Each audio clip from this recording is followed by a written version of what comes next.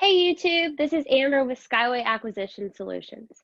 We're a management consulting firm that helps federal contractors. Our team is a unique blend of former contracting officers and industry folks. We bring many years and a wide variety of experience, allowing us to provide the best support to help you succeed in federal contracting. This video series is the Skyway Spotlight. Each video you will learn more about our team members and what makes Skyway so special. Let's get started with today's episode. Welcome, Troy, to our Skyway Spotlight. Today we're going to talk about the where and the when. So we'll get started with a simple, where did you spend your career as a contracting officer? And you can kind of go from start to finish. Sure. Well, I spent my career as a contracting officer. I started off at Marine Corps Base, Quantico, Virginia. And from there, I transferred to Marine Corps Recruit Depot, San Diego. From there, I went to Marine Corps Base Camp Pendleton. And from there, I served time at Regional Contracting Center, Fallujah, Iraq, and Regional Contracting Center, Al Asad, Iraq. Wow, okay, so you did some overseas and back home in the States, a little bit of everything there. Yeah. And so just give us a little, when were you a contracting officer? How old were you? Kind of what year did you start and how long was your career? Yeah, so I started my career in 1994. It was the winter of 94. So from 94 to 97 is when I was in Quantico, Virginia. Then 1997 to 2000 actually is when I did contracting at MCRD, and from 2003 to 2009 I was in Camp Pendleton, but for that last year is when I deployed to initially Fallujah, Iraq, and then later in the tour we were actually responsible for building a new contracting base on Al Asad, which is what we did, and we transferred there in October. Excuse me, October of 2008, sorry. Oh, no, that's fine. So you were responsible for helping to build a whole new contracting, basically, center overseas during the Iraq War. So kind of, sort of. So what it was, okay. We actually took old buildings and renovated them. So kind of like a rehab program, a rehab project. But we had a building that the command said, okay, will be the new contracting building. So you guys, do all the contracting that you need to get that building up to par so that it's in working condition, has the proper security and all of that.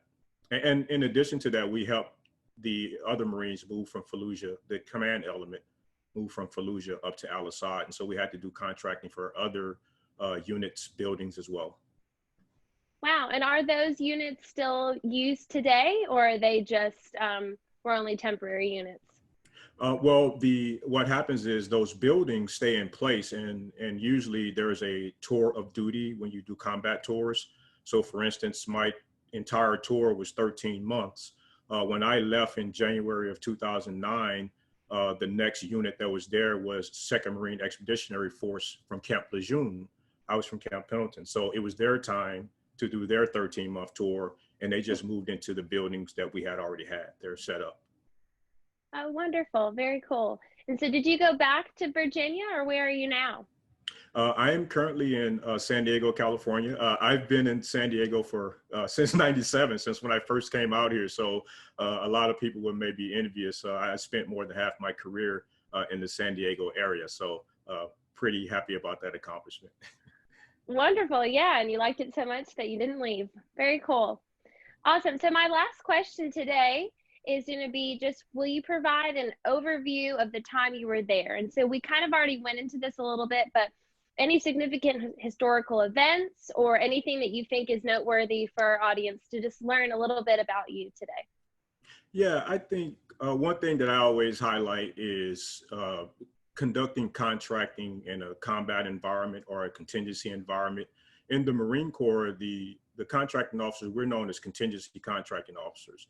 And so one thing that's very significant to me, or that stands out, is that, the contracting professionals, they have to have a lot of courage and a lot of personal leadership when conducting contracting actions, particularly in a combat environment, because, everything that they're by, tends to be a life or death decision, or could lead to that, or the units that are on the front line, they want what they want. So that colonel is saying he wants this, he needs this. He doesn't want to hear, I can't buy it because the FAR says. So you have to have a lot of leadership and courage on how to, sidestep those conversations, if you will, and either get them what they need or find a way to gently let them know that you can't have that. Yeah, I think that is huge. And would you say it's maybe more high pressure than other contracting officers in different facilities? Well, yes and no. I mean, I can't speak for other locations. I don't know what they have going on, because True. even in CONUS, there can be some very pressure packed places to work, and the reason why usually is because that organization probably is ultimately supporting the warfighter. So whether you're in the rear or you're actually on the front lines, of course, is a little bit more hazardous, right? Because you're taking incoming fire and all that. But it's definitely difficult conducting contracting in a combat environment, simply because, even like my Marines have to go out sometimes. So as their leader, I have that concern that, hey, my Marines are going out in harm's way. I have a concern because I want everyone to come back, right? I don't want any mishaps or anything like that.